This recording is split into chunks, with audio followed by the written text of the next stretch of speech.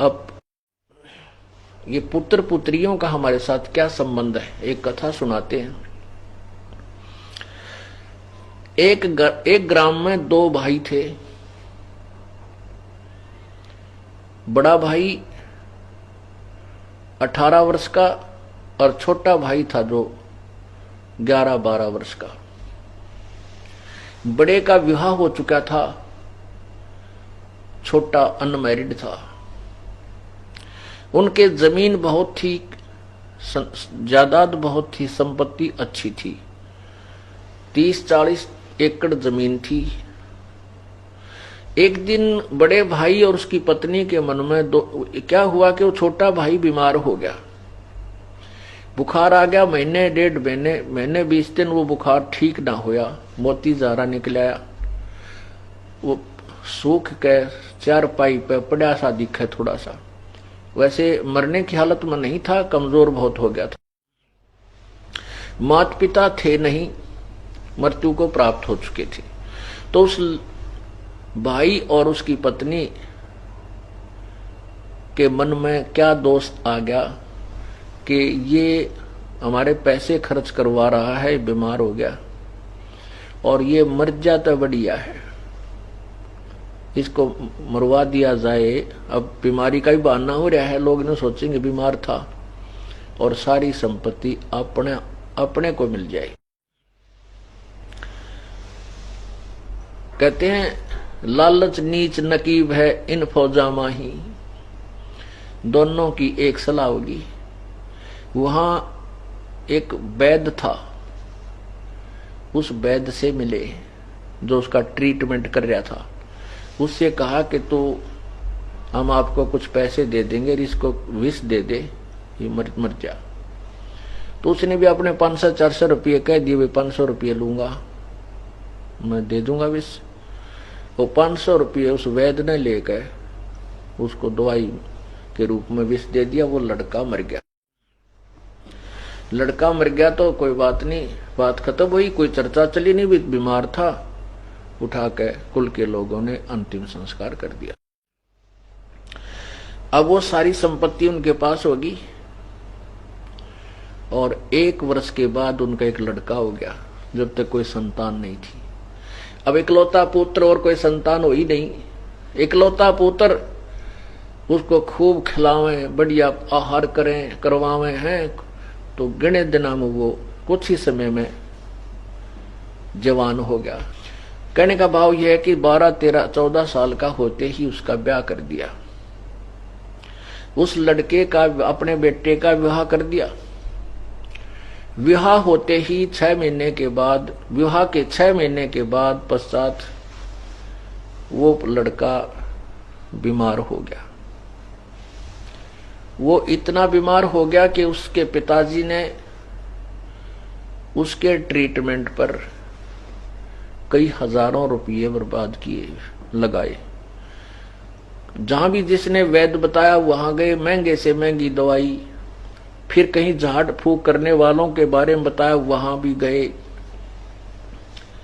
लेकिन रोग समाप्त होने का, नष्ट होने का नाम नहीं ले रहा, और बीमारी बढ़ती ही जा रही है।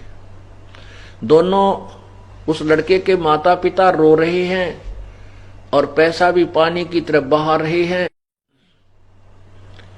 और लड़का सूखता जा रहा है, कमजोर, वीक होता जा रहा है। एक दिन दोनों, उसके माता पिता व उसके पास बैठे और बच्चे के मुंह की तरफ देख रहे। उस लड़के ने कहा अपने भाई का नाम लेकर के, भाई साहब मेरी बात सुन ले। अपने पिता को, उस लड़के ने अपने पिता से कहा कि भाई साहब मेरे आखिरी वचन सुन ले। अब उनको ये पक्का हो गया कि लड़का तो मरेगा, जब हमें पहचान नहीं रहा, मुझे भाई कह रहा है बाप को। तो उसका पिताजी कहने लगा, बेटा मैं भाई नहीं, तेरा पिताजी हूं। बोला ना, तू मेरा बाप है। बाप नहीं है, तू मेरा भाई है। तो वो कहता, नहीं बेटा तू पहचान नहीं रहा, मैं तेरा बाप हूं ना, तू मेरा भाई है, सुन ले मेरी बात। कि मैं तेरा वो छोटा भाई था जिसको तूने विष देकर मरवाया, और कहा भाई साहब मेरा और तेरा हिसाब बराबर हो लिया,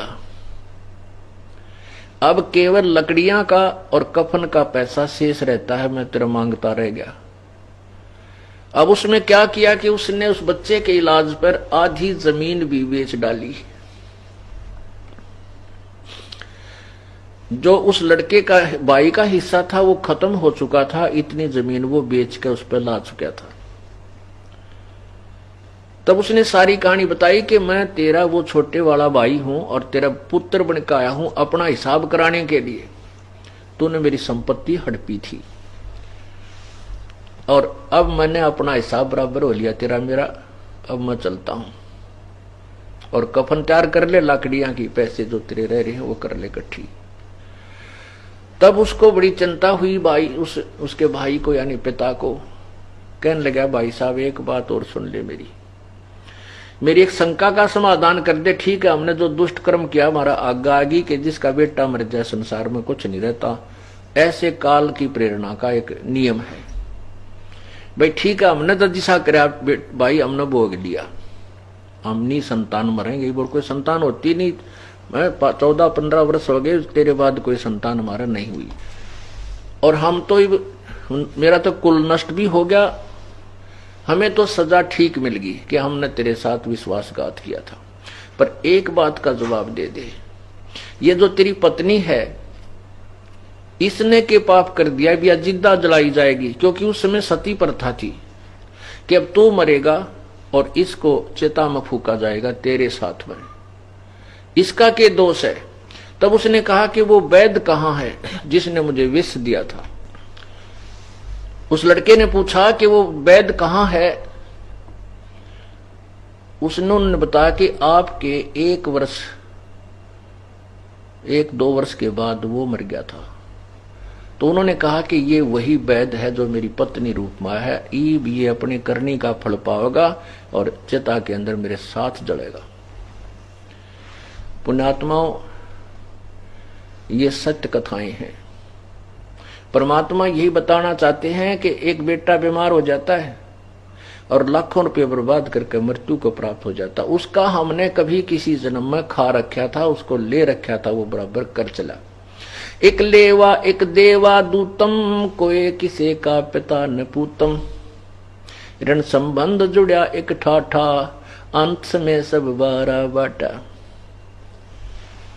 पुण्यात्मा ये घबराना नहीं कि ये पुत्र हो गए फिर तो हमारे यलन यार आगे, बेटी होगी ये भी लेना आगे, कोई बात नहीं, ये तो है इसमें कोई डाउट नहीं। लेकिन अब हम परमात्मा की पावर से जुड़ गए, इनका लेन देन वो भगवान आसानी से करवाओगा। और इन बच्चों को भी राम नाम मिल गया, आपको भी मिल गया। ये परमात्मा आपके सूली को सूल में कांटे में डालने लग जाएगा, क्योंकि आप परमात्मा की पावर से कनेक्टेड हो गए। जैसे एक तो हम हाथ से सानी काटा करते, पशुओं का जो चारा था एक चक्कर वाला गंडासा होया करे, अब भी है वैसे, सब के तो मोटरें नहीं लगी हैं, तो फिर वो हाथ से ऐसे काटा करते हैं। और एक जना उसमें वो गहरे लाया करता चारा काटने के लिए, उसके प्रणाल से में 1-2 जने लग कर, कितने कठिन काम था।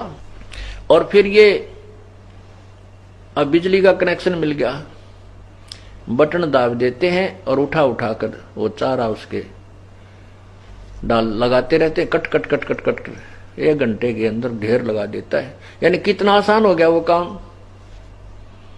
पहले चाकी पीसा करते 1 घंटे तो मंडी रहती बुढ़िया, और कितना 2 किलो नहीं पिस कर देता, और अब बटन दाब देते हैं बिजली की पावर से, कोई आटा 1 घंटे में ढेर सारा पीस कर रख देती है।